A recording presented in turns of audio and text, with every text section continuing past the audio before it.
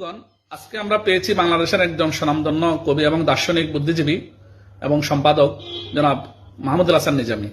জনাব মাহমুদুল হাসান নিজামী, আপনার কাছে আমরা জানতে চাই, এই যে বাংলাদেশের বর্তমান প্রেক্ষাপটে কিছু বাংলা ভাষায় কিছু শব্দ নিয়ে খুবই মতবিরোধ সৃষ্টি হয়েছে, যেমন ইনকিলাব, জিন্দাবাদ, ইনসাফ, এগুলো নিয়ে আপনি কি বলবেন আমাদেরকে?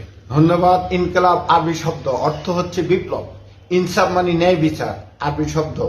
এখন আপনি যদি আরবি শব্দগুলোকে বিদেশি শব্দ বলে তাড়িয়ে দিতে চান, তাহলে সবার আগে বাংলা অভিধান সংশোধন করতে হবে, এবং তারই আগে বাংলাদেশের যেসব মুসলমানদের নাম আরবি আছে, যেমন ইকবাল হাসান মাহমুদ টুকু, তিনি তার এটা নিয়ে দ্বিমত পোষণ করেছেন। সরকারের মন্ত্রী, বিদ্যুৎ মন্ত্রী, তিনি বলেছেন এটা বাংলা ভাষা না।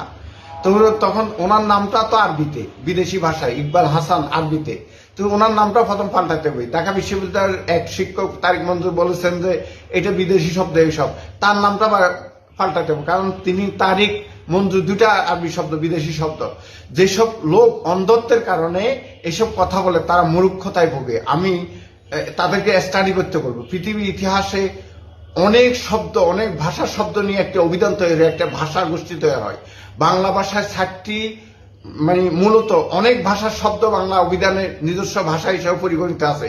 200 বছর ইংরেজ শাসনের কারণে অনেক অসংখ্য ইংরেজি শব্দ